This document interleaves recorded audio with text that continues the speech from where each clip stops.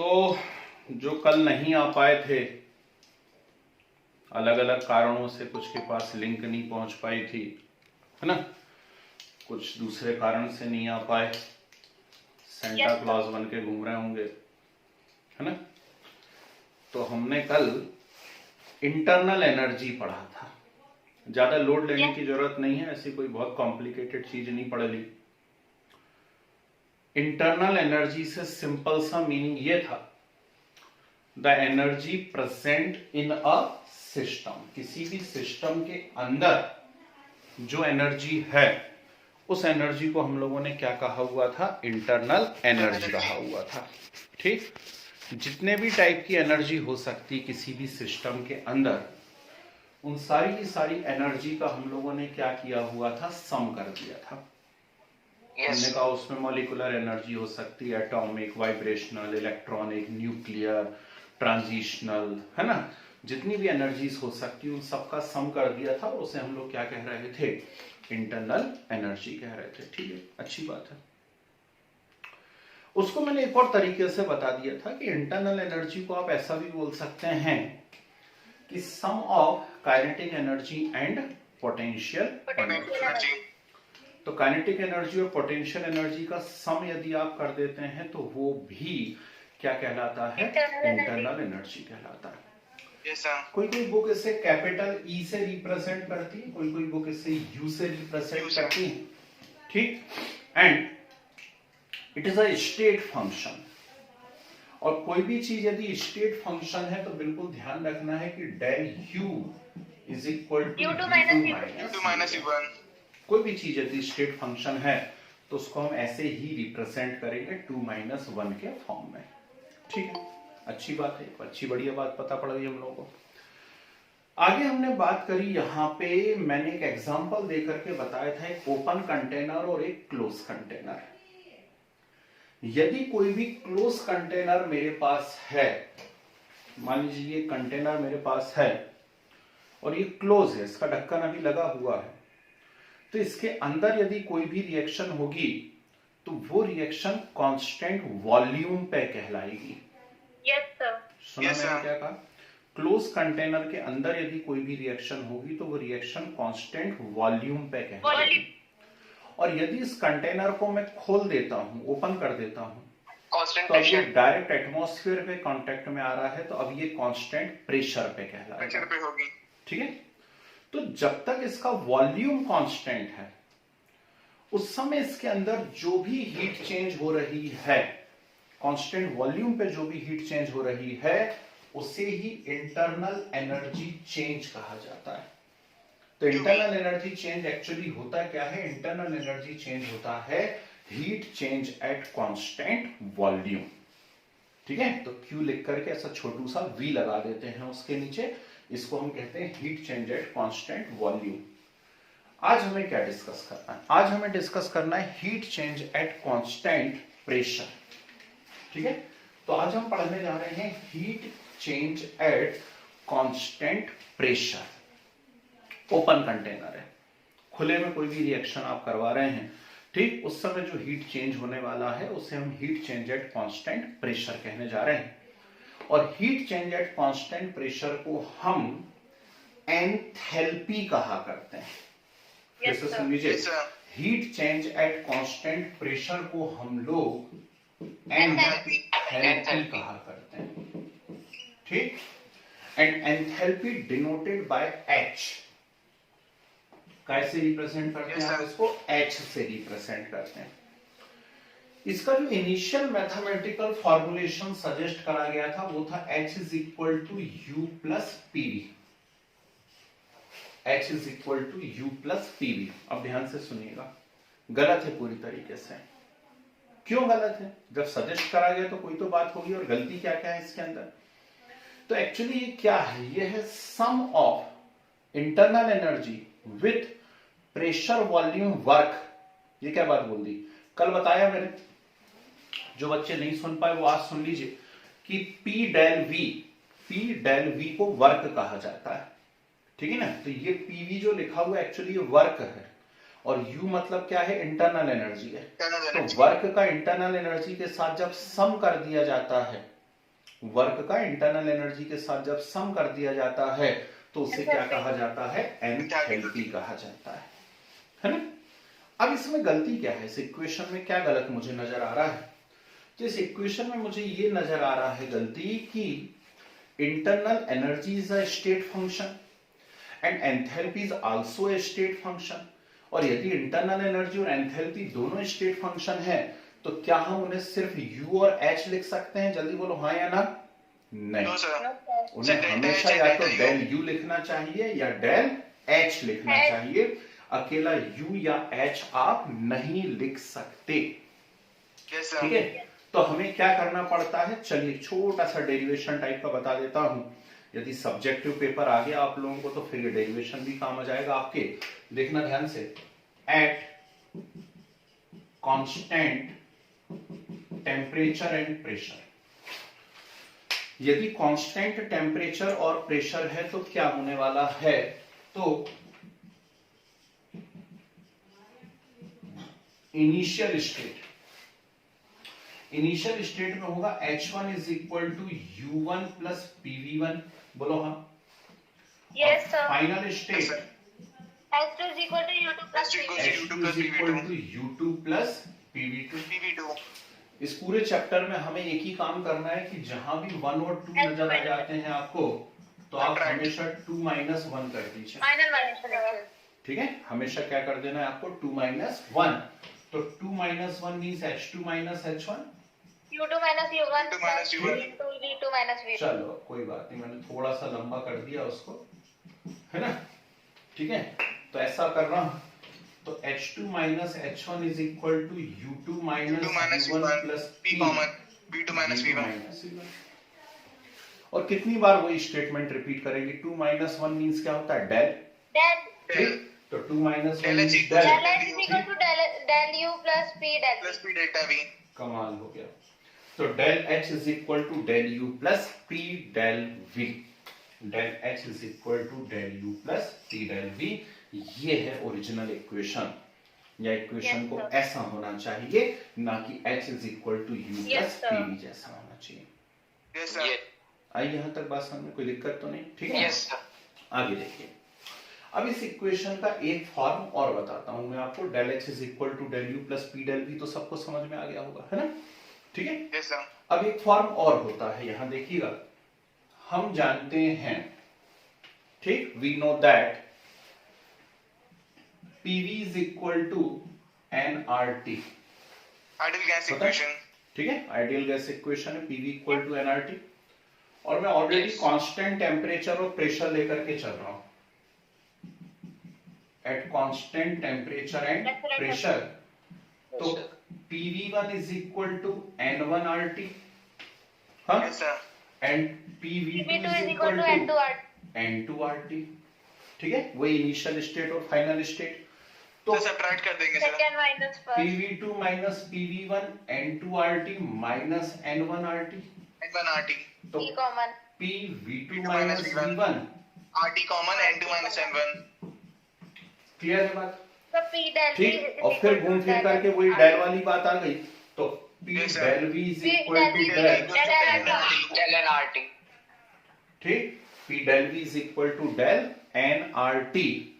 और इससे फायदा क्या हुआ मुझे, इससे मुझे ये फायदा हुआ कि ये जो इक्वेशन मुझे यहां पे दिख रही है, del H is equal to del U plus P del V, del H is equal to del U plus P del V, इसमें मैं P डेल V की जगह क्या पुट कर सकता हूं, डेल nRT। तो यदि डेल V की जगह मैं डेल nRT पुट कर देता हूं, put the value del H equals to del U plus del nRT, del H is equal to del U plus del nRT, ठीक है। Del H is equal to del U plus del nRT, बहुत बहुत important equation बन गई, समझ गए। ये सब एक्चुअली क्या होता है, ये सब 12th में अप्लाई होती है। तो कोई भी चीज में इंपॉर्टेंट यदि बोल रहा हूं तो उसका ये मतलब नहीं होता है कि आपके स्कूल एग्जाम के अंदर आने वाली है, उसका ये मतलब होता है कि ये आपका एप्लीकेशन आगे बहुत ज्यादा यूज होने वाला है, यस सर, ठीक है ना। तो अब एंथैल्पी और इंटरनल एनर्जी चेंज के बीच में जो आपको रिलेशन नजर आ रहा है, तो बहुत ही इंपॉर्टेंट रिलेशन है एंथैल्पी और इंटरनल एनर्जी चेंज के बीच में पहला रिलेशन है del H is equal to del U plus del NRT, del H is equal to del U plus P del V, और दूसरा del H is equal to del U plus del NRT. NRT, yes sir. ठीक है, आगे सुनिएगा। Del N क्या है यहाँ पर? तो डेल एन नेचुरली आपको दिख रहा है change in number of moles, लेकिन कौन से मोल्स? सबसे इंपॉर्टेंट बात तो यही है कि कौन से मोल्स। तो ध्यान रखना भाई, डेल एन स्पेशल पॉइंट कर देता हूं इसको यहां से, del N is equal to NP minus NR. क्या लिखा हुआ है? एनपी माइनस एनआर, मतलब प्रोडक्ट के मोल माइनस रिएक्टेंट के mole. Yes sir. Yes sir. और उसमें भी जिज्जी, क्या जिज्जी? What is the meaning of जिज्जी? अरे गैस। यस। तो अब आप याद रखेंगे कि कोई सी भी रिएक्शन आपको दी हुई हो, कोई सी भी रिएक्शन आपको दी हुई हो, यदि आपको उसके अंदर डेल एन मेजर करना है तो उस रिएक्शन में सिर्फ और सिर्फ गैसियस प्रोडक्ट और गैसियस रिएक्टेंट ही लेना है। Yes sir. ठीक है, गैसियस प्रोडक्ट और गैसियस रिएक्टेंट ही लेना है, बाकी कुछ नहीं लेना है। Yes sir. क्लियर है? ठीक, अब देखो मैं कुछ कंडीशंस बना के बताता हूं, है ना। इसमें फर्स्ट कंडीशन है मेरे पास, देखना ध्यान से। एक इक्वेशन मैंने आपके सामने लिखी, उल्टा शुरू करता हूं, चलो यहीं से शुरू कर देता हूं।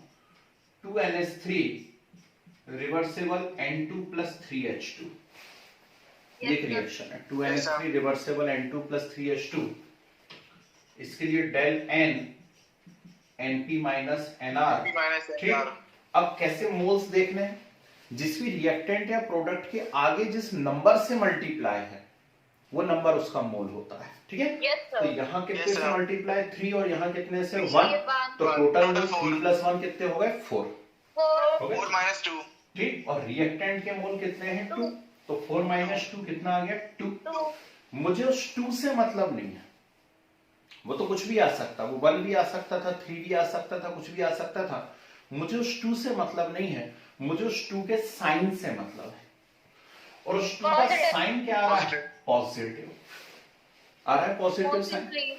तो आज के बाद किसी भी रिएक्शन में यदि डेल एन पॉजिटिव नजर आता है, किसी भी रिएक्शन में डेल एन यदि पॉजिटिव नजर आता है, इसका मतलब है कि del H is greater than del U. ये बात समझ में आ रही है नहीं आ रही है? भाई डेल एन पॉजिटिव है, इसका मतलब है डेल यू में इतना सब कुछ आपको ऐड करना पड़ेगा, तब जाकर के वो डेल एच के बराबर हो पाएगा। फिर से बोलूं, यदि ये पॉजिटिव है मतलब डेल यू में इतना सब कुछ ऐड करोगे तब जाकर के वो डेल एच के बराबर हो पाएगा। तो नेचुरल सी बात है कि बड़ा कौन है? Del H. अगली बात समझ में? पक्का? Yes sir. चलिए एक और एग्जांपल करते हैं, यहां कर देता हूं बाजू में। सेकंड एग्जांपल है मेरे पास, मान लीजिए 2SO2 plus O2 reversible 2SO3। Yes sir. ये reaction 2 minus 3 2 minus 3 minus 1। 2SO2 So plus is greater than that. 2SO2 plus O2 reversible 2SO3 एक रिएक्शन दिख रही है। तो del N is equal to again NP minus NR मैंने किया, SO3 के सामने 2 से मल्टीप्लाई दिख रहा है, मतलब प्रोडक्ट के मोल कितने हैं? 2 है, और रिएक्टेंट के मोल 3 है। तो 2 माइनस 3 मतलब कितना आ गया? -1। मुझे उस 1 से मतलब नहीं है, मुझे किससे मतलब है? यहाँ पे उसके साइन से मतलब है, और उसका साइन कैसा है? नेगेटिव। ठीक, डेल एन नेगेटिव आ रहा है, मतलब डेल यू में से इतना सब कुछ माइनस करूं तब जाकर के वो डेल एच के बराबर हो पाएगा। नेचुरल सी बात है, बड़ा कौन है? बड़ा है डेल यू। ठीक, तो del H greater than del U. अगली बात तो समझ में, ठीक है ना। तीसरी बात यहां पर आती है, H2 plus Cl2 reversible 2HCl। ठीक है, एक इक्वेशन मैंने आपके सामने लिखी, H2 plus Cl2 reversible 2HCl। ठीक, तो डेल N जब आप इसमें करने जाएंगे 2 minus 2 is 0. है ना, 2 minus 2 तो 0. 2 माइनस टू इक्वल टू कितना हो जाएगा आपके पास 0. ठीक, और 2 माइनस टू 0 है. इसका क्या मीनिंग है? इसका मीनिंग है Del H equals to del U. Del H is equal to del. Del U. ये क्वेश्चंस हैं सब. कोई सी भी रिएक्शन आपको दी जाएगी भाई, नोन या अननोन, और उसमें आपसे पूछा जाएगा what is the relation between del H and del U. समझ गए? ठीक, तो डेल Yes, sir. एच और डेल यू के बीच में रिलेशन पूछा जाएगा, तो आपको ये क्लिक करना चाहिए. ठीक है, तो हम क्या पढ़ने जा रहे हैं? हम चैप्टर का नेक्स्ट क्वेश्चन पढ़ने जा रहे हैं. आज कोशिश करते हैं हम लोग एंथैल्पी पूरा पढ़ लें, साथ में हेंस लॉ और उसकी एप्लीकेशंस बताऊंगा मैं, और फिर एक साथ हम लोग न्यूमेरिकल कर लेंगे. ठीक है ना? लास्ट ईयर तक खूब न्यूमेरिकल करवाते थे भर भर के. इस बार आपके एग्जाम्स थोड़े जल्दी होने, इसलिए थोड़ा सा अपन कम कर रहे हैं न्यूमेरिकल पोर्शन को क्लासरूम के अंदर. शीट में तो करते रहेंगे. तो चलिए शुरू करिए. सेंट्रल हेडिंग डाल लीजिए आप चाहें तो. Enthalpy. Enthalpy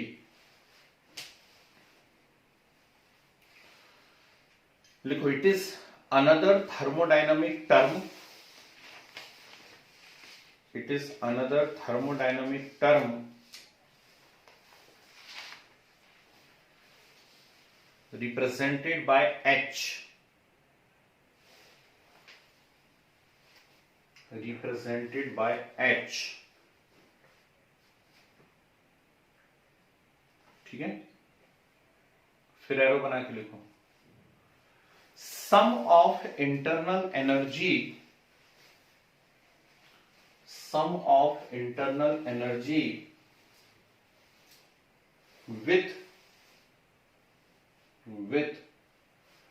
pressure volume work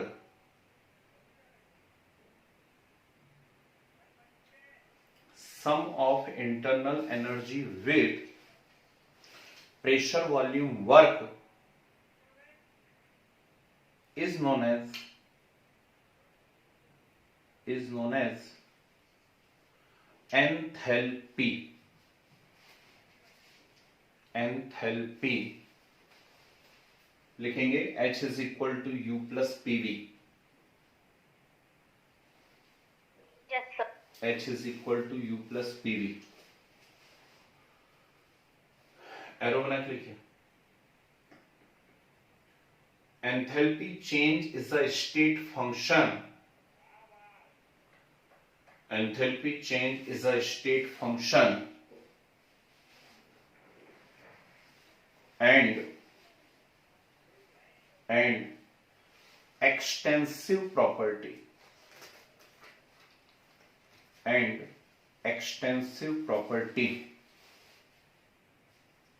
तो नीचे कहीं लिख लो del H is equal to H2 minus H1. Del H is equal to H2 minus H1 और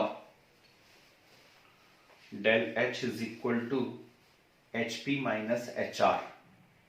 प्रोडक्ट की एंथैल्पी माइनस रिएक्टेंट की enthalpy. Yes, sir. Del H is equal to HP minus HR. ठीक है जी. Heading डालिए. Relation between enthalpy change and internal energy change.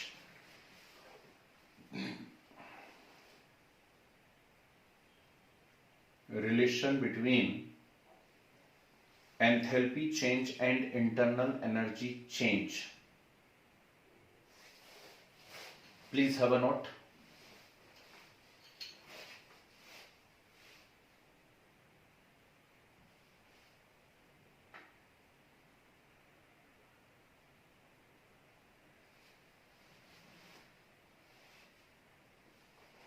Sir ये left वाला. Yes. पूरा सब कुछ. Yes sir. सब सर कुछ. स्पेशल पॉइंट के बाद भी. हाँ जी. सर स्पेशल पॉइंट के बाद वाला भी. हाँ सब कुछ नोट कर लो वहां तक. पूरे Yes. पूरा ही Yes, note sir. कर लो.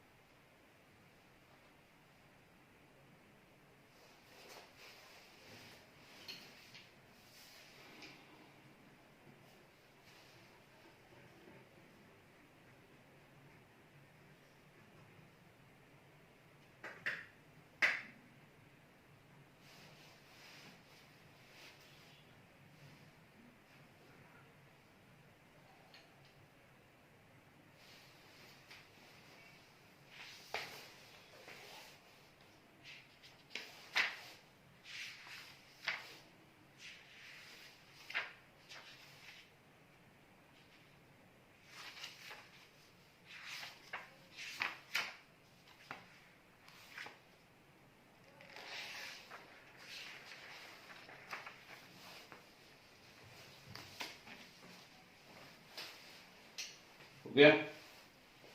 Yes, sir.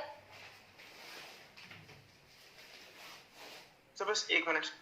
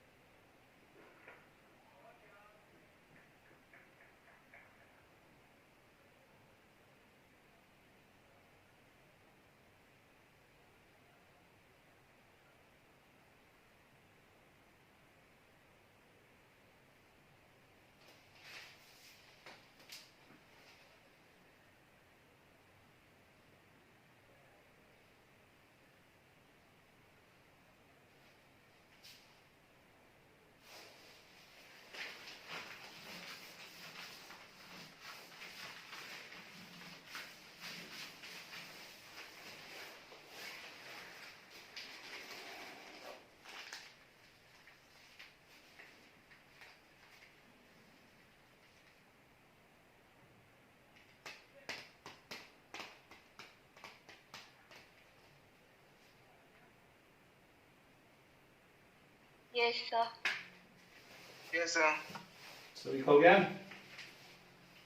जी? Yes, sir. हेडिंग डालिए, इंपॉर्टेंट लगाइए। Types of reactions. हेडिंग डालिए, types of reactions.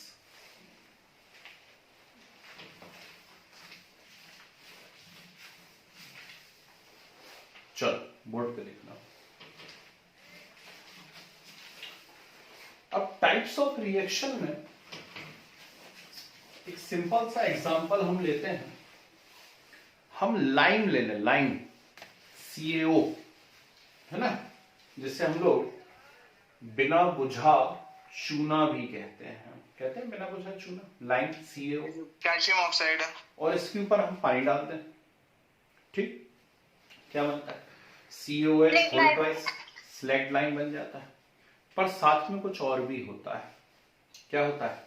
Large amount of heat release होती है, एक्सोथर्मिक ठीक है प्रोसेस। ना, मतलब इट इज एक्सोथर्मिक प्रोसेस। तो केमिस्ट्री की लैंग्वेज में इसे क्या कहा जाएगा? एक्सोथर्मिक कहा जाएगा, है कि नहीं? और ऐसे ही यदि मान लीजिए मेरे पास लाइमस्टोन है CaCO3, उसको मैं हीट दे रहा हूं तब जाकर के वो डिकम्पोज हो रहा है CaO प्लस CO2। तो मैंने उसे हीट प्रोवाइड करी, उसने ढेर सारी हीट को एब्सॉर्ब करा, तब जाकर के वो डिकम्पोज हुआ CaO प्लस CO2 में।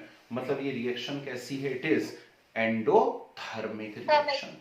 Yes sir. तो जो हेडिंग हमने डाली हुई है types of reaction, types of reaction से यहां मीनिंग है एक्सोथर्मिक एंड एंडोथर्मिक रिएक्शंस। समझ रहे हैं बात को? ठीक है, एक एक के बारे में बात करते हैं। बोर्ड पे रहना सभी लोग। Yes sir. यहां पे हम एक ग्राफ बनाने की कोशिश कर रहे हैं और ये ग्राफ यहां आता है हीट, ठीक है, हीट लिया जाता है और यहां होती है प्रोग्रेस ऑफ रिएक्शन। तो प्रोग्रेस ऑफ रिएक्शन और हीट के बीच में जब आप ग्राफ बनाते हैं किसी भी केमिकल रिएक्शन के लिए, तो आपको एक ऐसा ग्राफ मिलता है। बहुत यूज होगा भाई इस ग्राफ का, ध्यान रखना। ऐसा ग्राफ होता है, ठीक है। Yes sir. अब दो बना ले रहा हूं।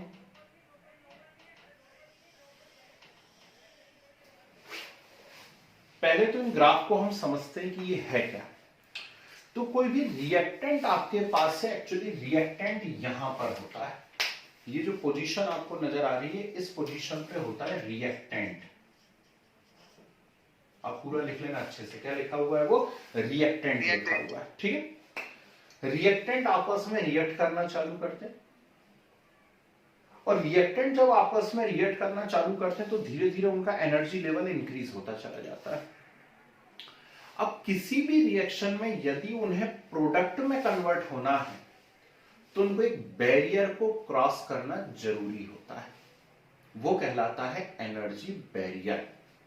ओके, जैसे आप अपनी बात करें, आपको 12th क्लास में पहुंचना है, ठीक, तो आपके और 12th क्लास के बीच में एक बैरियर है, आपका फाइनल एग्जाम। Yes sir.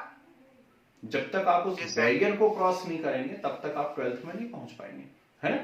तो ऐसे ही रिएक्टेंट को यदि प्रोडक्ट में कन्वर्ट होना है तो प्रोडक्ट में कन्वर्ट होने के लिए उन्हें इस बैरियर को क्रॉस करना पड़ता है, और इस बैरियर का नाम क्या होता है? इसका नाम होता है एनर्जी बैरियर।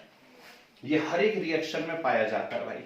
यदि ये बैरियर छोटा है ना, आपके आने के पहले अभी 1.5 घंटे 12th वाले आनंद लेके जा चुके हैं, तो उनके साथ कैटलिस्ट हम लोग पढ़ रहे थे, और कैटलिस्ट रेट ऑफ रिएक्शन को इंक्रीज कर दे रहे थे या डिक्रीज कर दे रहे थे, ठीक। तो इंक्रीज या डिक्रीज मालूम कैसे करते थे? इस बैरियर को छोटा या बड़ा करके।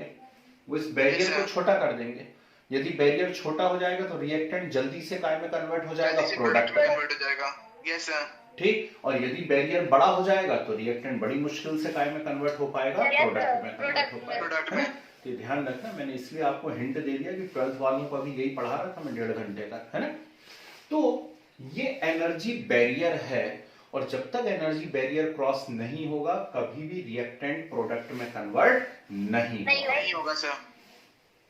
क्लियर? अब यहां से लेके यहां तक का ये जो डिफरेंस होता है एनर्जी का, इसे हम HR से रिप्रेजेंट करते हैं। कैसे रिप्रेजेंट करते हैं? HR। और HR क्या कहलाता है? HR कहलाता है एंथैल्पी ऑफ रिएक्टेंट। क्या बोलोगे आप इसको? एंथैल्पी ऑफ रिएक्टेंट, ठीक है। और ये जो गैप नजर आ रहा है यहां से लेके यहां तक, इससे हम शो करेंगे HP से, और HP मतलब क्या है? Enthalpy of product. Same for this one, यहां पर रिएक्टेंट ये HR है एंड HP, और ये HP प्रोडक्ट है। ये एंथैल्पी ऑफ रिएक्टेंट है, वो एंथैल्पी ऑफ प्रोडक्ट है। क्लियर है बात? ठीक। अब ध्यान से सुनिएगा। हम जानते हैं, बचपन से पढ़ते चले आ रहे हैं, del H is equal to HP minus HR। और यदि हम ध्यान से देखें तो यहाँ मुझे HP कम नजर आ रहा है और HR बड़ा है। बोलो हाँ, नेगेटिव हो जाएगा, लेस देन HR है। और यदि HP is less than HR है तो डेल H जो है कैसा आएगा? नेगेटिव आएगा सर, ठीक। प्रोडक्ट की एंथैल्पी यदि लेस है, रिएक्टेंट की एंथैल्पी ज्यादा है, तो डेल H का साइन हमेशा कैसा आएगा? नेगेटिव। इसके बारे में बात करते हैं। यहाँ del H is equal to HP minus HR लगाएंगे, डेल H पॉजिटिव। तो यदि मैं ध्यान से देखूं तो मुझे साफ नजर आ रहा है कि यार यहाँ तो HP ग्रेटर है, HR छोटा है, और HP is greater than HR यदि है तो del H is equal to कैसा आ जाएगा इसके अंदर? पॉजिटिव आएगा। Del H is equal to positive, कोई दिक्कत तो नहीं इसके अंदर। अब ध्यान से सुनिए बात को। यदि आज के बाद किसी भी रिएक्शन में डेल H, एक्चुअली जो एंथैल्पी ऑफ रिएक्शन होती है, किसी भी रिएक्शन की जो हीट होती है वो एंथैल्पी के फॉर्म में ही शो की जाती है। 99.99% टाइम्स 99.99% टाइम्स किसी भी रिएक्शन की हीट को एंथैल्पी के फॉर्म में ही हम लोग शो करते हैं।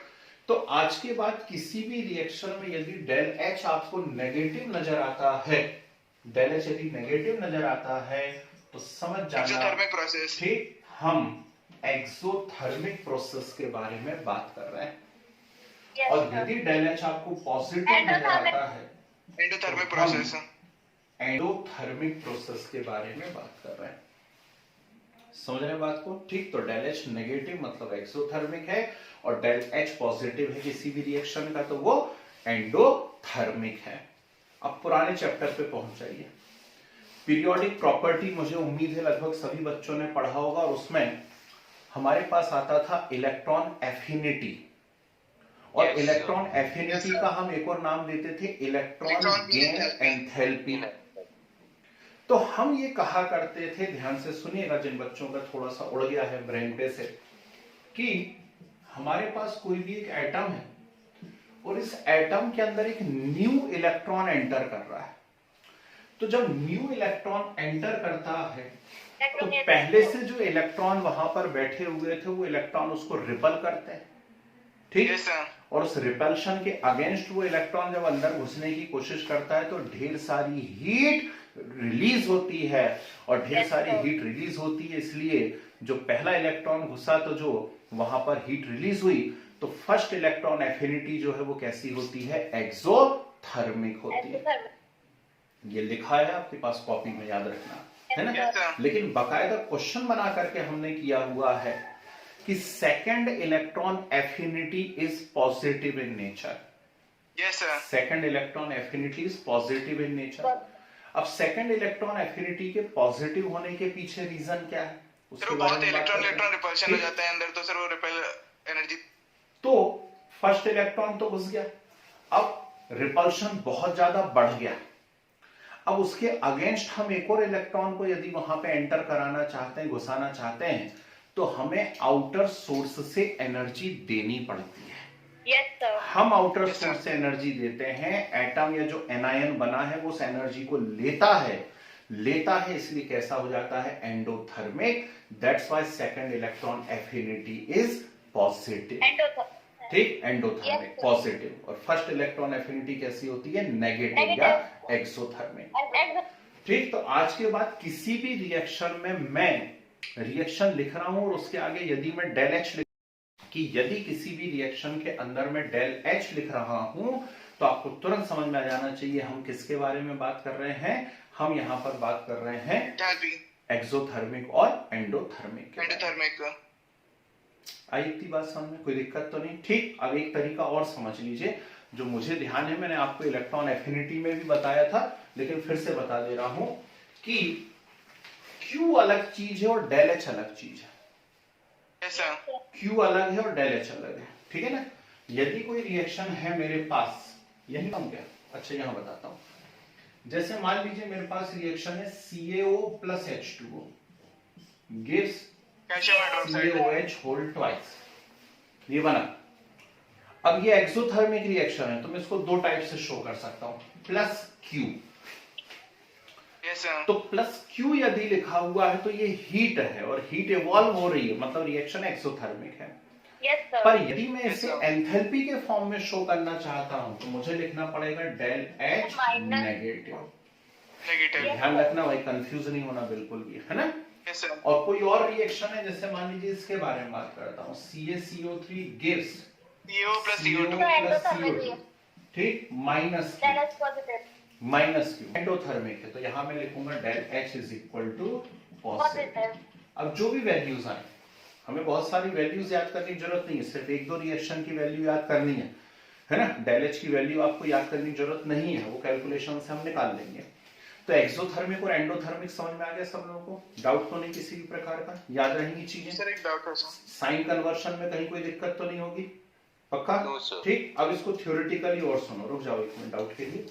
अब इसको थ्योरेटिकली और सुन लीजिए जिससे कभी इन फ्यूचर की कंफ्यूजन ना हो। यहां देखो, कल हमने देखा फर्स्ट लॉ ऑफ थर्मोडायनामिक्स और उसमें पढ़ा energy can neither be created nor be destroyed. Destroyed. It पर can उसके convert अलावा into एक power. स्टेटमेंट और बताया मैंने कि total energy of universe always remains conserve, Constant. Constant, Yes, sir. Conserve. यह यूनिवर्स से मतलब हमेशा यूनिवर्स ही नहीं होता है। आप किसी एक पर्टिकुलर रिएक्शन की भी यदि बात कर रहे हैं तो सिस्टम और सराउंडिंग की भी टोटल एनर्जी हमेशा सेम रहनी चाहिए। Yes, sir.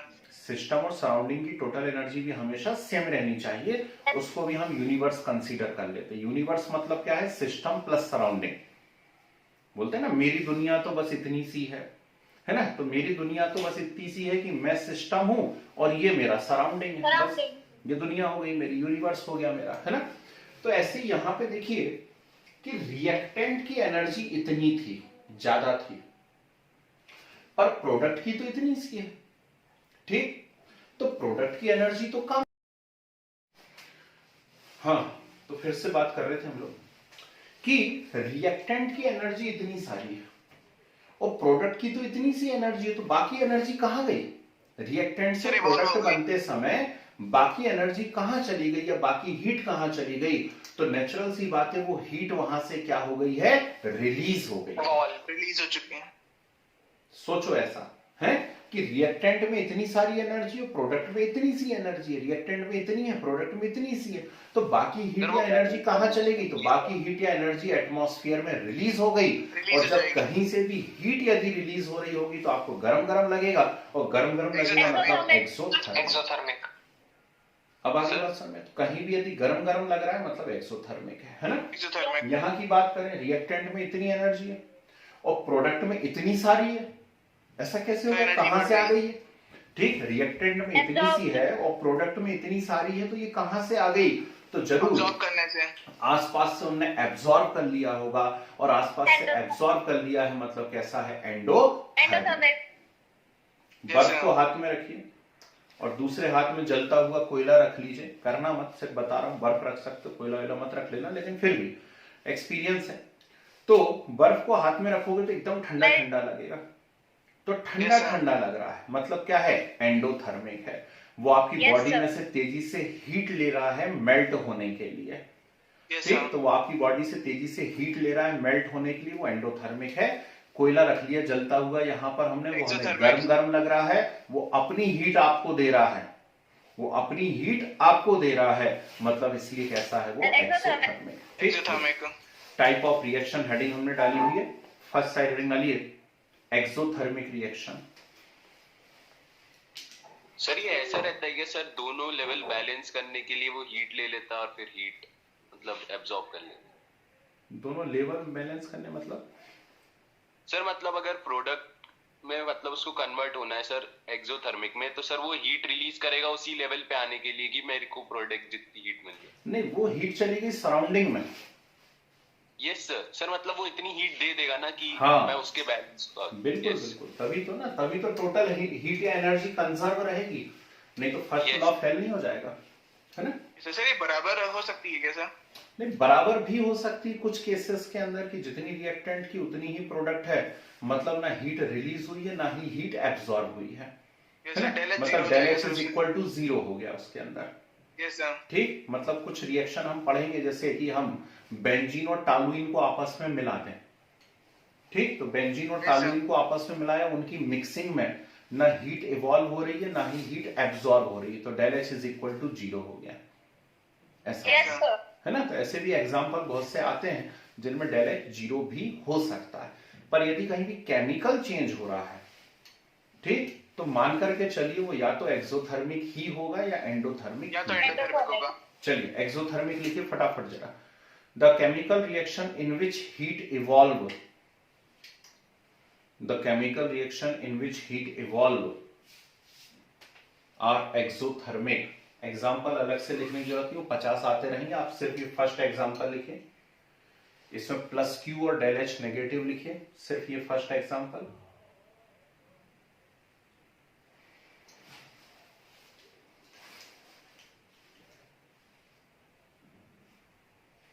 और उसके बाद ये लेफ्ट साइड वाला ग्राफ बना के उसके नीचे की इंफॉर्मेशन लिखिए।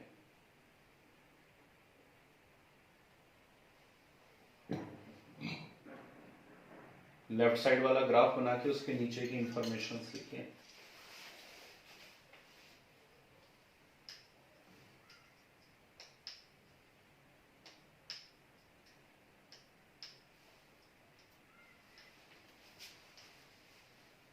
सर वो नीचे क्या लिखा है सर ग्राफ के? Progress of reaction, progress of reaction.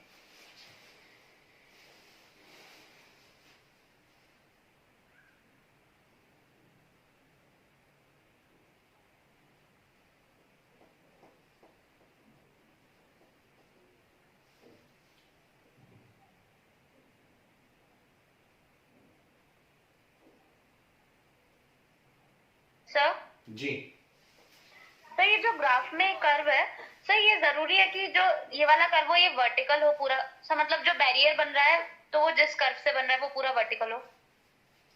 ऐसे ही होता है, यस सर। है ना? हॉरिजॉन्टल कर्व कैसे बनेगा? सर मतलब कि थोड़ा कर्व्ड भी नहीं होता, एकदम स्ट्रेट लाइन? नहीं नहीं, ऐसा नहीं है, वो तो अब मैं बना रहा हूँ, आप समझ रहे हो मैं कितना अच्छा मतलब पेंटर हूँ, मतलब ड्राइंग कितनी अच्छी है मेरी, आप समझ रहे हो। लेकिन मोस्ट ऑफ द केस में आप देखोगे वो ऐसे ही मिलेगा आपको, बुक्स के अंदर ऐसा मिलेगा, ठीक है ना, ऐसे मिलेगी। अब मैं थोड़ा सा ऐसा बना देता हूँ उसको, कुछ ज्यादा ही नुकीला कर दिया मैंने, है ना, ऐसा है और कुछ नहीं, तो डिजाइन है अपनी। Yes sir. चलिए लिख लिया यहाँ तक। Yes sir. Yes next, endothermic. Endothermic, the chemical reactions in which heat absorb, the chemical reactions in which heat absorb, जरूरी नहीं हर बार केमिकल हो, फिजिकल भी हो सकता है। मेल्टिंग ऑफ आइस एक फिजिकल रिएक्शन है यस ना, सर। नहीं तो फिर बोलने लगो आपने तो केमिकल लिखवा दिया, मतलब फिजिकल भी हो सकती है, वो एंडोथर्मिक हो सकती है। लिख लीजिए ये वाला एग्जांपल लिखिए, राइट साइड वाला ग्राफ बना के नोट कर लीजिए।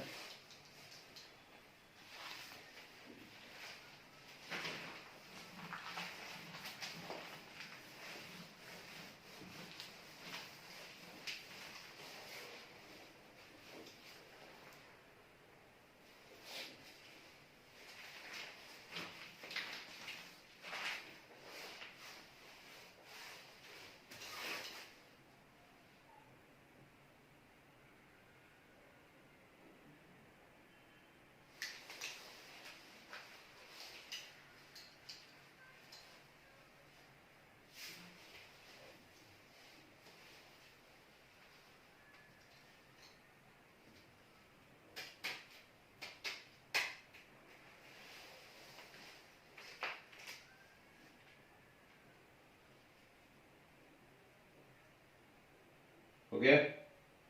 सर एक डाउट था यस सर। जी बोले। सर। तो जैसे वो अगर एक्सोथर्मिक प्रोसेस है तो सर वो हीट इवॉल्व करेगा सर, तो सर इसमें एंथैल्पी उसकी सर नेगेटिव होगी सर। सर एंथैल्पी और हीट में सर मतलब डिफरेंस क्या है सर, मतलब ऐसे जैसे एंथैल्पी जो है वो कांस्टेंट प्रेशर पर हीट चेंज है, ऐसा कोई Yes, sir. डिफरेंस नहीं है। एंथैल्पी हीट ही है, ठीक है ना, एंथैल्पी भी हीट Yes, है, sir. इंटरनल एनर्जी भी हीट है, वो सब हीट ही तो है, कोई डिफरेंस थोड़ी Yes, ना, sir. सिर्फ साइन डिफरेंट ले रहे हैं हम। क्या? सर वो कांस्टेंट वॉल्यूम पे होगा तो इंटरनल एनर्जी और हाँ, कांस्टेंट प्रेशर कांस्टेंट पे प्रेशर पे तो एंथैल्पी है। यही अगली हेडिंग है, डालिए sir. Next heading. Enthalpy changes heat change at constant pressure, डालिए heading. Yes sir.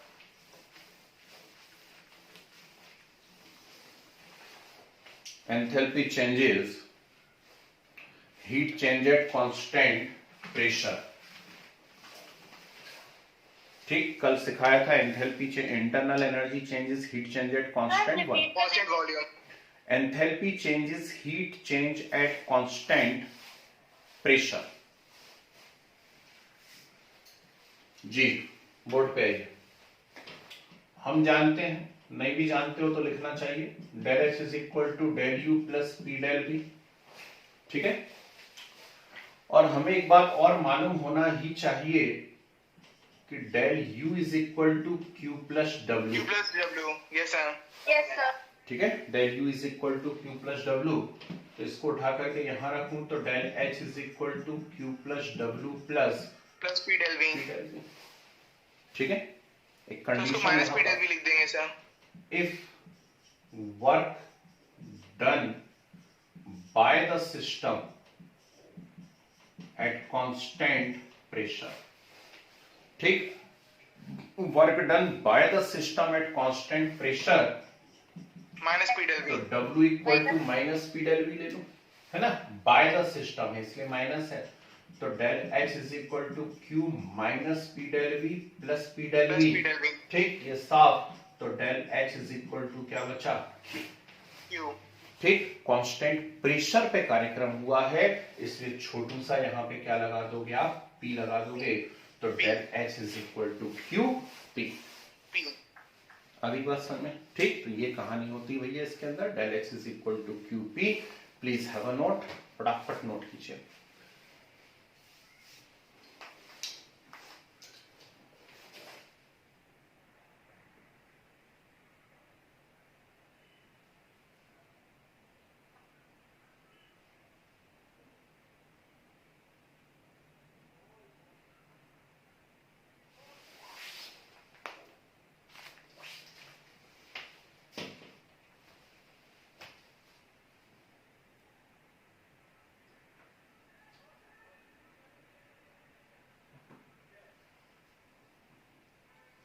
13 sir.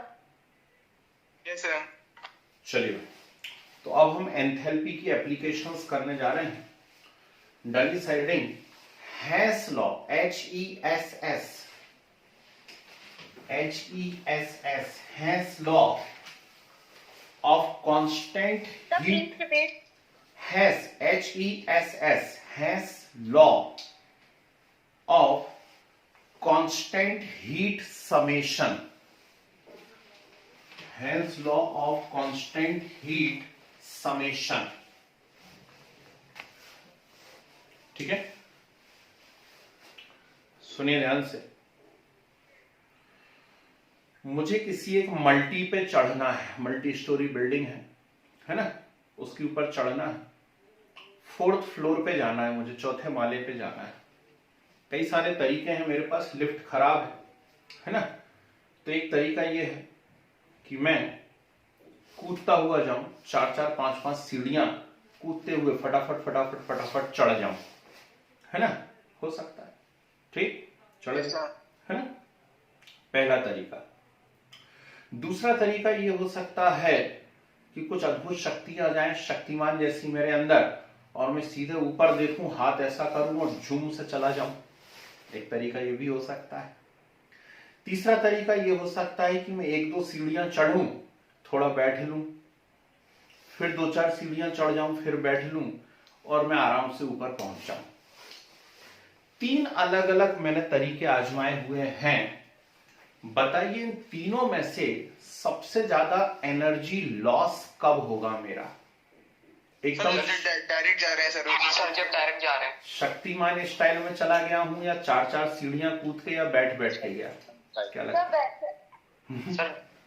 Sir 4-4 सीढ़ियां चढ़ गए सर। चलो ठीक है, सबके अपने अपने विचार रहेंगे। अब जरा हम हैंस अंकल के बारे में बात सुन लें। आपने किया क्या? आप नीचे खड़े हुए थे और कहां गए? 4th फ्लोर पे गए। कोई मतलब नहीं है कि आप कैसे गए, उससे कोई लेना देना नहीं है। आप एक बार में छलांग लगा के चले गए, दौड़ते हुए चले गए, आराम से बैठते बैठते चले गए, उससे कोई लेना देना नहीं है। Heat change always remains constant. ध्यान रखना भाई, ठीक है। आपकी जो एनर्जी लगी है, जो एनर्जी कंज्यूम हुई है, वो हमेशा कांस्टेंट ही रहेगी। ये बात अलग है कि आप बैठ बैठ के जा रहे हो तो आपको महसूस नहीं हो रहा है, समझ रहे बात को? ठीक, क्योंकि थोड़ी सी एनर्जी रिलीज हुई, फिर हमने गेन कर ली, फिर रिलीज कर दी, फिर गेन कर दी। दौड़ते हुए चले गए तो एकदम से हाफ गए, क्योंकि एक बार में आपने उतनी पूरी एनर्जी को रिलीज कर दिया, इसलिए थोड़ा सा हाफ गए हो आप, समझ रहे बात को? लेकिन टोटल हीट चेंज हमेशा कैसा रहता है? कांस्टेंट रहता है। ठीक, इसीलिए इसका नाम है Hess law of constant heat summation. ठीक, and it is applicable for all physical changes and chemical changes. और ये पूरी तरह ट्रू लॉ है, याद रखिएगा।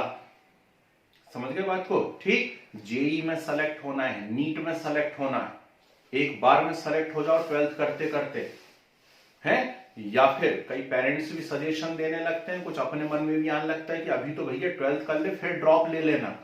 अरे कितना गलत सजेशन है, काय को ड्रॉप ले लेना? आपका एनर्जी कंज्यूम तो उतना ही होगा ना, जितनी मेहनत अभी लगेगी। ठीक, ये प्रैक्टिकली प्रूव्ड है भाई, केमिस्ट्री का लॉ है कि जितनी मेहनत अभी लगने वाली है, ड्रॉप लेने के बाद भी आपकी उतनी मेहनत लगने वाली है। ऐसा नहीं कि सिलेक्शन चांसेस बढ़ जाएंगे ड्रॉप ले लोगे तो। ठीक है, तो वर्क तो सेम कर रहे हो ना आप, वर्क तो आपका सेम है ना। ठीक, तो आपका हीट चेंज भी हमेशा कैसा रहेगा? सेम रहेगा। क्लियर? तो इसको हम कई टाइप से एक्सप्लेन करते हैं। जैसे मेरे पास मान लीजिए कोई एक रिएक्शन है, पहले जैसा उसने बताया था हेंस ने, और फिर उसने प्रूफ करके बताया था अपनी बात को। तो उसने कहा कि हमारे पास कोई भी एक रिएक्शन है और उस रिएक्शन में हम ए से डी का फॉर्मेशन कर रहे हैं, ए से डी का फॉर्मेशन कर रहे हैं, और इसके लिए हम 2 अलग अलग पाथ ले रहे हैं। ठीक, 2 अलग अलग मेथड यूज कर रहे हैं, 2 अलग अलग पाथ ले रहे हैं। तो फर्स्ट पाथ में हमने क्या करा? A directly convert into D only in one step। केवल एक स्टेप में आपने क्या करा? इसको A को D में चेंज कर दिया, और यहां पे जो हीट चेंज हुआ है वो Q है, कैपिटल Q है। ठीक है, यस सर। ठीक, ये फर्स्ट मेथड हो गई। अलग से लिख देता हूं मैं, चलिए यहां लिख देता हूं फर्स्ट मेथड। तो फर्स्ट मेथड में A directly convert into D और हीट चेंज यहां पे जो हो गया वो क्या हो गया, Q हो गया। ठीक है। Yes sir. सेकेंड मेथड जो है उसमें A first convert into B, B convert into C and C And then finally convert into D. Convert into D। A जो है वो B में बदला है, B C में बदला है और C किस में बदला हुआ है, D में बदला है। मतलब मल्टी स्टेप में, वही बात है, 2 सीढ़ियां चढ़े बैठ गए, फिर 2 सीढ़ियां चढ़े बैठ गए, ऐसा। और ये शक्तिमान हो आप, एक बार में खिड़की तोड़ के अंदर घुस गए, है ना। तो यहाँ पे जो हीट चेंज है वो Q1 है, यहाँ Q2 है, यहाँ Q3। तो सेकेंड मेथड जो आ रही है इसमें, उसमें A से पहले B बना, B से C बना और फिर C से क्या बना हुआ है, D बना हुआ है। तो total heat change Q dash is equal to Q1 plus Q2 plus Q3। Second method में आपके पास Q डैश आ रहा है। ठीक, तो हैंस अंकल क्या बोले, तो Q dash equals to according Q. To Hess Q is equal to Q dash, yes Q is equal to Yes, sir. Q dash. ठीक, मतलब वो सिंगल स्टेप रिएक्शन हो या मल्टी स्टेप रिएक्शन हो, heat change always remains constant. Constant. Clear है Yes, बात? sir. ठीक, Yes, sir. इसको उसने प्रैक्टिकली भी प्रूव करा। कैसे प्रैक्टिकली प्रूव करा, यहां देखिए। उसने कहा कि मेरे पास एक मेथड है C plus O2 gives CO2। ठीक, कोक लिया मैंने या कार्बन लिया और उसका डायरेक्ट कंबशन करा दिया और कार्बन के डायरेक्ट कंबशन से मैंने CO2 बना दिया। CO2 sir. बना दिया तो del H is equal to आया -94.3 किलो कैलोरी।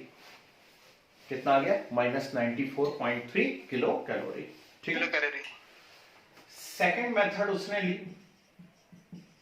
सेकेंड मेथड में उसने कोक का पहले इनकम्प्लीट कंबशन कराया और कोक का जब इनकम्प्लीट कंबशन हुआ तो पहले बना कार्बन कार्बन मोनोऑक्साइड। मोनोऑक्साइड। ठीक, डेल एच उसने ऑब्जर्व करा -68 किलो कैलोरी। Yes sir. ठीक है। अब उसने कार्बन मोनोऑक्साइड का कंबशन कराया और कार्बन डाइऑक्साइड। कार्बन डाइऑक्साइड बन गई। देखो फाइनल प्रोडक्ट तो वही बना, रिएक्शन फाइनली है तो वही C+O2 गिव्स CO2 ही है ना। और इसमें उसने देखा del H is equal to आ रहा है -26 किलो कैलोरी और जब उसने फाइनल देखा तो -68 प्लस -26 कितना आ रहा है, -94 किलो कैलोरी। तो फर्स्ट मेथड से भी एग्जैक्टली उतना ही हीट चेंज आया जितना सेकंड मेथड से आ रहा है। अब दिमाग में चलने लगा होगा ये 0.3 का तो गड़बड़ है ना, सर मालूम रिलीज हो गया एनवायरनमेंट में। ठीक, मुझे मालूम था बोलोगे जरूर, है ना। तो वो छोटा सा ठीक, डिफरेंस है। हाँ, इतना कंसीडर किया जा सकता है, इतना माफी की जा सकती है। ठीक, एक्चुअली उसने कहा कि एरर पढ़ी है, फिजिक्स में एरर पढ़ी है आप लोगों ने, यस सर। बस वही तो है ना। उसने कहा यहाँ कुछ थोड़ी बहुत एक्सपेरिमेंटल एरर हो रही होगी, है ना। ठीक, जैसे 0.9 हो गया तो कुछ भी, मतलब उसने जो ऑब्जर्वेशन करा उसका ऑब्जर्वेशन ये था भाई, है ना। उसका जो प्रैक्टिकल था उसका प्रैक्टिकल ये था, उसने प्रूव करके बता दिया कि जो मैं बात बोल रहा हूं वो सही है। ठीक, और लोगों ने जैसे आप मुझसे पूछ रहे हैं ऐसी लोगों ने उससे पूछा कि भैया 0.3 का डिफरेंस क्यों आ रहा है। उसने कहा कोई बड़ी बात नहीं है, कोई एक्सपेरिमेंटल एरर कहीं पे हो रही होगी इसलिए 0.3 का डिफरेंस आया। जब बाकी लोगों ने दूसरे एक्सपेरिमेंट करके देखे, जैसे अभी हम एक रिएक्शन लिखेंगे HCl प्लस NaOH, तो HCl प्लस NaOH में बनने वाला है NaCl plus H2O, -57.1 kilo joule उसमें निकलेगा, 57.1। HNO3 प्लस NaOH करोगे 57.1 किलो जूल ही निकलेगा। H2SO4 प्लस NaOH करोगे 57.1 किलो जूल ही निकलेगा। समझ रहे बात को? ठीक, तो एक्सपेरिमेंटल एरर यदि नहीं करोगे तो एग्जैक्टली वैल्यू सिमिलर आएंगी। ये ओरिजिनल और उसकी ईमानदारी देखो, वो चाहता तो वहां 94.3 को 94 नहीं लिख सकता था, मैं भी तो लिख सकता था, है ना। Yes sir. तो जो ओरिजिनल उसने काम करा हुआ है वो आपके सामने Yes, लिखा हुआ है। समझ गए बात को? ठीक, तो ये है भाई हैंस लॉ, हमेशा जिंदगी में याद रखिए, ठीक है ना। कई लोग रहते हैं अरे कल कर लेंगे यार, आज करे सो काल करो, काल करे सो परसों, है ना, उससे नहीं होता। करना है तो अब भी कर ही लो ना यार, फिर एनर्जी तो उतनी लगनी है, टाइम ज्यादा खराब कर लोगे आप, और कुछ नहीं होगा। ठीक है, तो यह है कहानी। चलिए लिखिए जरा, Hess law. According to Hess, according to Hens, any physical or chemical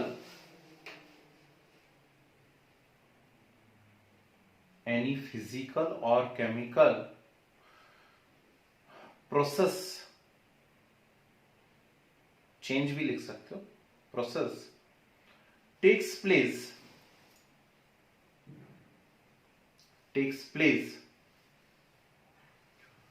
in single step or in multi step, sir takes place in single step or in multi step, the total heat change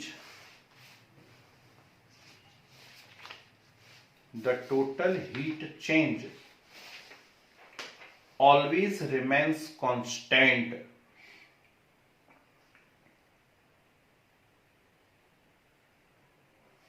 The total heat change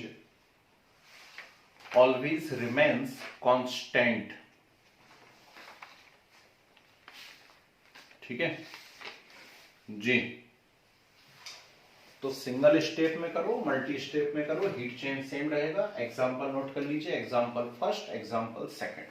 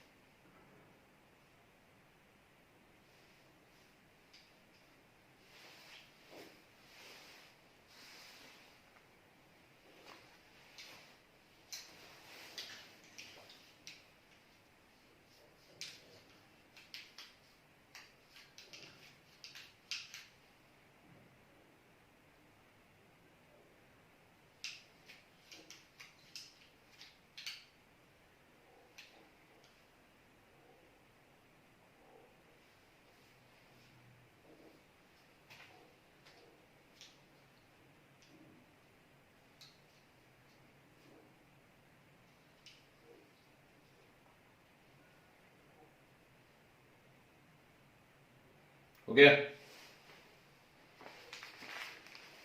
sir वो -90 कितना है sir? 94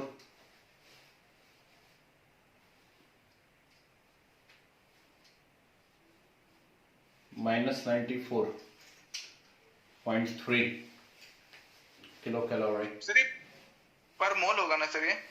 हाँ yes sir.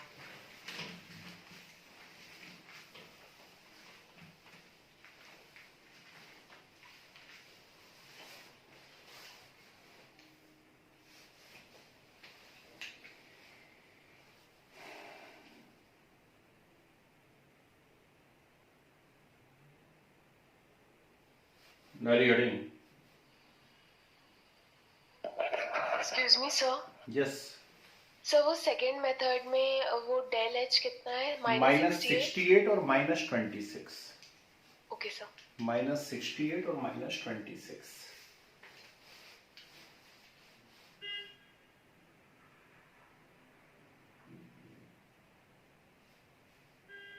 चलिए heading डाल लेते हैं, applications of Hess law.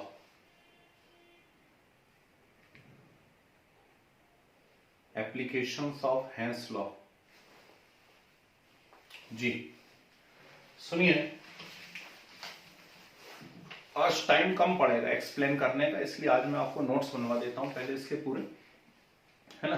और next class में जब मुलाकात होगी तो दोबारा से इसको एक्सप्लेन करके इसके न्यूमेरिकल करना सिखाऊंगा कैसे करते हैं। Yes sir. तो इसे फूड और फ्यूल है, फूड और फ्यूल, इसकी कैलोरीफिक वैल्यू पता करनी। कल भी हम काफी लंबा डिस्कशन कर रहे थे कि इतना खा लूंगा तो मुझे इतनी कैलोरी मिल जाएंगी, मुझे ज्यादा कैलोरी नहीं चाहिए तो मेरे को शुगर कम खानी चाहिए, नहीं तो मेरी कैलोरी बढ़ जाएंगी, फिर उसको डाइजेस्ट करने के लिए मुझे एक्स्ट्रा वर्क करना पड़ेगा। ठीक, फिर कोई भी बाइक खरीदने गए, कार खरीदने गए, हम पूछते हैं जाते से भैया माइलेज कितना देती, पहले ये तो बता दो, पेट्रोल बड़ा महंगा हो गया है। तो हम क्या पूछना चाह रहे हैं, इसकी वैल्यू कितनी है कैलोरीफिक, कितना कंज्यूम कर लेगी और कितने दूर तक चली जाएगी। ओके, ये मेजरमेंट एक्चुअली कैसे करे जाते हैं, हेंस लॉ से ही करे जाते हैं। इसमें हमें कुछ हीट पढ़ना है, heat of combustion, heat of formation, heat of neutralisation, heat of sublimation, heat of fusion, है ना, हीट ऑफ मेल्टिंग, फिर हीट ऑफ ट्रांसफॉर्मेशन, बहुत सारी ऐसी हीट पढ़नी है। क्या होती है ये मैं आपको नेक्स्ट क्लास में एक्सप्लेन कर दूंगा, नोट्स बना लो आप केवल।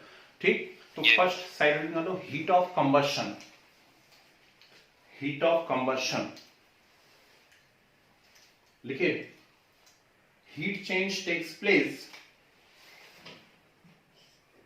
Heat change takes place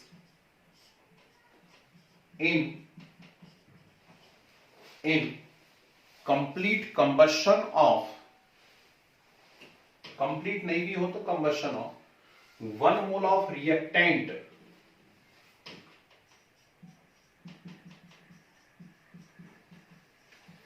1 mole of reactant is known as heat of combustion।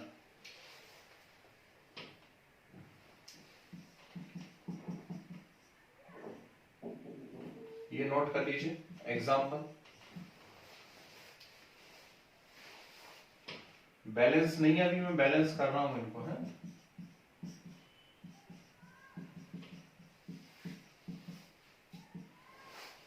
ये वैल्यूज याद करने की जरूरत नहीं है किसकी कितनी है, सिर्फ एक जो मैं लिख रहा हूं ये रेड कलर से, इसको याद करना। तो -192 किलो कैलोरीज लिखा है आपने जी, सिर्फ ये एक वैल्यू आपको याद करना है।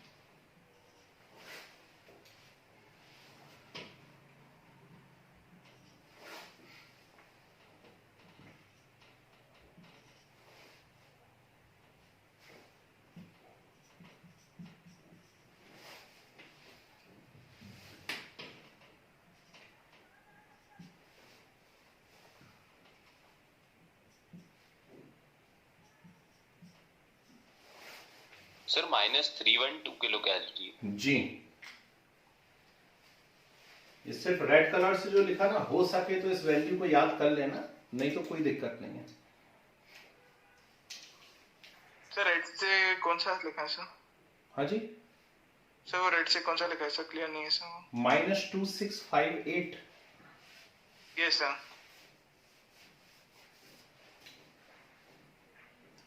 क्या है, दिन में 10 बार इसको कर रहे हैं ना अपन, जला रहे हैं ना, कहाँ जला रहे हैं दिन में 10 बार? सर पेट्रोल में ऐसा, वो तो ऑक्टेन होता है। किचन के अंदर भाई, cooking gas cylinder. Yes sir, butane, yes sir, butane में सर, एलपी। ठीक है, कुकिंग गैस सिलेंडर Yes, में sir. ब्यूटेन ही तो जला रहे हैं, इसलिए इस पे Yes, important sir. है। चलो next, heat of formation, quick. C4H10 plus कितना लिखा है सर? 13/2O2। अब ये अजीब तरीके से क्यों बैलेंस करा, ये कल सिखाऊंगा आपको, है ना। सर वो पूरे इक्वेशन को 2 से मल्टीप्लाई कर देंगे तो सर वो भी चल जाएगा सर। नहीं चलेगा ना, यही तो बात है, मैं ही नहीं कर देता। Yes, नहीं डालो बैठे। Yes, sir. Heat of formation लिखिए, heat change takes place, heat change takes place in formation of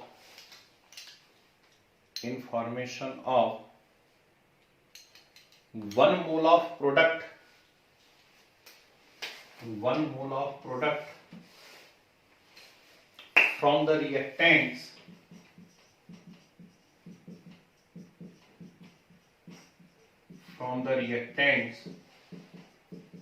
is known as heat change takes place in formation of 1 mole of product from the reactant is known as heat of formation.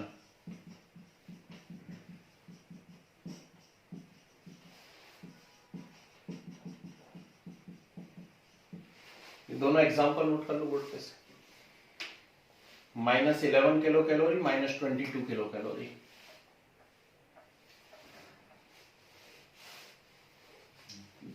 Yes, sir.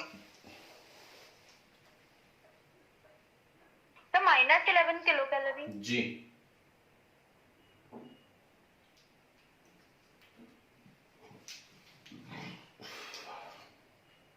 लिखिए next, लगाइए most important, heat of neutralization.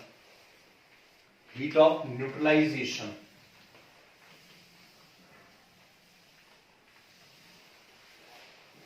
लिखिए heat change takes place, heat change takes place in neutralization of, heat change takes place in neutralization of 1 gram equivalent of acid, 1 gram equivalent of acid by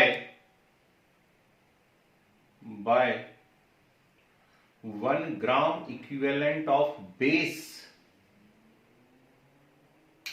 by 1 gram equivalent of base is known as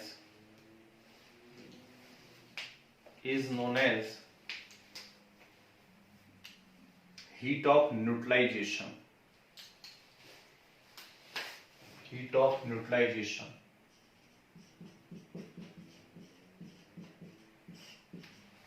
लिखिए arrow का sign बना के लिखिए, heat of neutralization of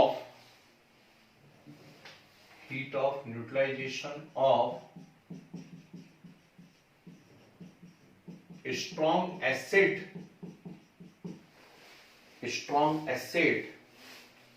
and strong base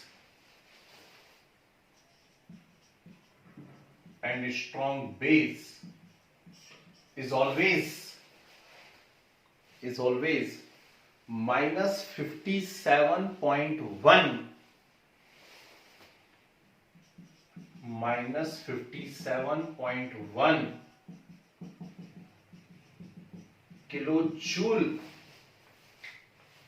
kilojoule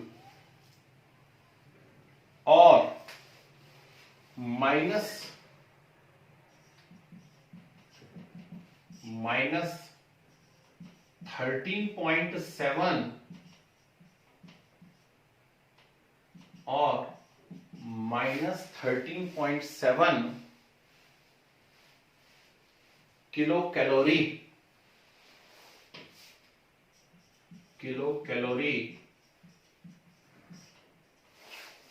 because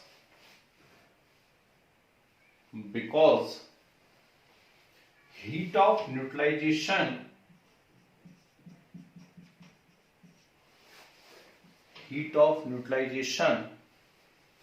is actually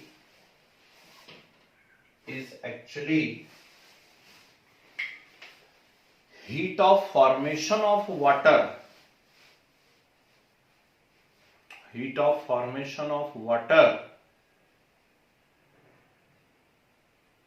by H positive and OH negative. Heat of formation of water by H positive and OH negative. चलो board पे देखो, ये important है। कोई सा भी एसिड हो strong यदि है और कोई सा भी बेस हो स्ट्रॉन्ग यदि है, तो हमेशा उनका जब न्यूट्रलाइजेशन होगा, आपस में वो रिएक्ट करेंगे, तो कितनी हीट रिलीज होगी? 57.1 किलो जूल ही रिलीज होगी। या 13.7 किलो कैलोरी ही रिलीज होगी। अब अलग अलग एसिड हैं, अलग अलग बेस हैं, फिर भी सेम हीट क्यों निकल रही है? जब इसकी स्टडी की गई तो एक बहुत ही अद्भुत बात पता पड़ी। क्या? यहां देखिए, मान लीजिए कोई एसिड है हमारे पास, उसका एक जनरल हमने सिंबल ले लिया HA, कोई बेस है BOH ले लिया, एसिड और बेस की रिएक्शन करा दी, एसिड और बेस की रिएक्शन करा दी, ये सॉल्ट बन गया प्लस साथ में वाटर बन गया, है ना? Yes sir. ये एसिड HA है और HA टूटेगा कैसे? सोचो, H positive and A negative, जैसे HCl होता तो H positive and Cl negative है ना? Yes sir. BOH B positive B positive and OH negative, ठीक, और BA पॉजिटिव है, B positive and A negative. बोलो हाँ, ऐसे ही टूटते हैं, यस सर। ठीक है? तो ये A negative cancel, B positive cancel, ठीक, तो बचा क्या? H positive plus OH plus OH negative negative is equal to H2O। इसलिए 10th क्लास में जब आप न्यूट्रलाइजेशन पढ़ते थे, 10th Yes. क्लास में जब आप न्यूट्रलाइजेशन पढ़ते थे तो आपके टीचर आपको डेफिनेशन लिखवाते थे, the chemical reaction in which acid and base combine together to form salt and water, water. Yes sir. लिखवाते थे। तो हमारी Yes. नजर में वो न्यूट्रलाइजेशन है, लेकिन केमिस्ट्री की नजर में एक्चुअली वो न्यूट्रलाइजेशन है ही नहीं, वो तो heat of formation of water है। किस किस से? H पॉजिटिव और OH नेगेटिव। नेगेटिव। इसलिए Yes, कोई sir. भी एसिड यदि है तो एसिड है तो क्या देगा? H पॉजिटिव, और कोई भी बेस है तो क्या देगा? OH OH negative. Negative. OH तो नेगेटिव। कोई सा भी स्ट्रॉन्ग एसिड हो जाए, कोई सा भी स्ट्रॉन्ग बेस हो जाए, हमेशा फाइनल रिएक्शन तो यही होगी।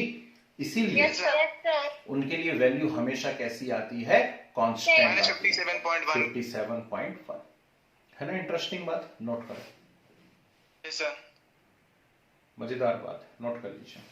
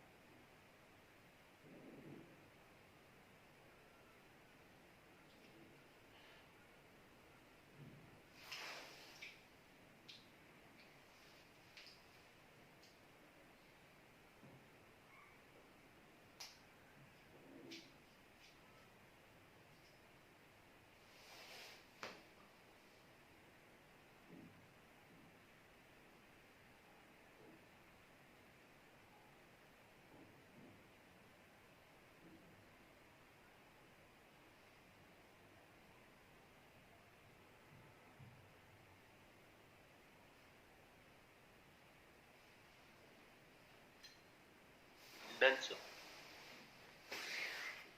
चलो 3 बातें और बताते हैं, फिर खत्म करेंगे।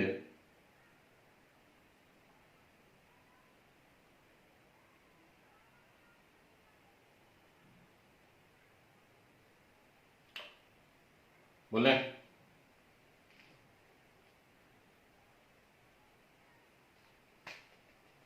Yes sir. Disordering heat of fusion, fuse करना, मेल्ट करना, heat of fusion.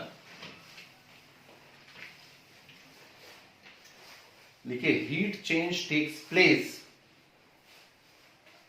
Heat change takes place in melting of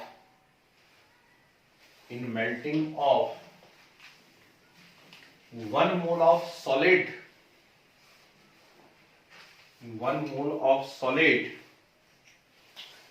at its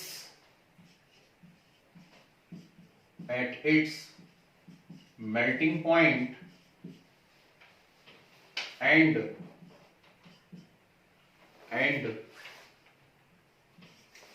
1 atmospheric pressure and 1 atmospheric pressure sir melting point के बाद and 1 atmospheric pressure,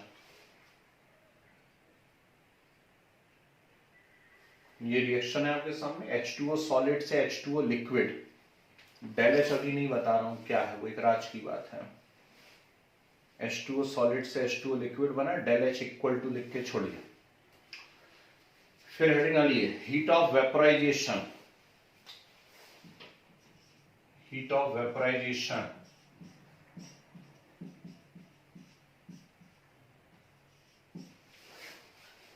लिखो heat change takes place, sir heat of vaporization, vaporisation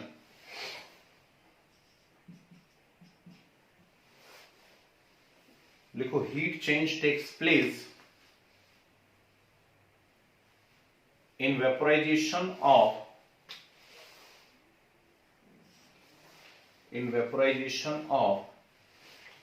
1 mole of liquid, 1 mole of liquid at its boiling point,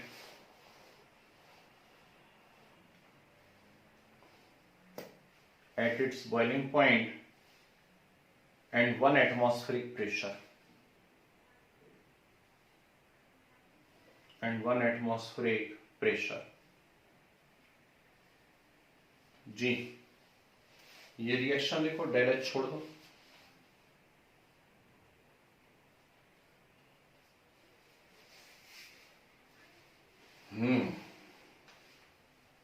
next come on, heat of sublimation,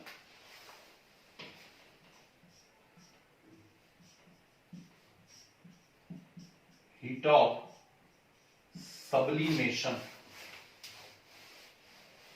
लिखे heat change takes place in, heat change takes place in sublimation of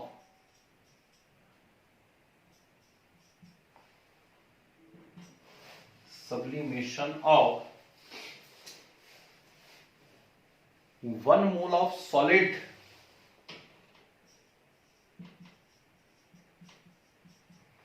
1 mole of solid at a particular temperature and 1 atmospheric pressure,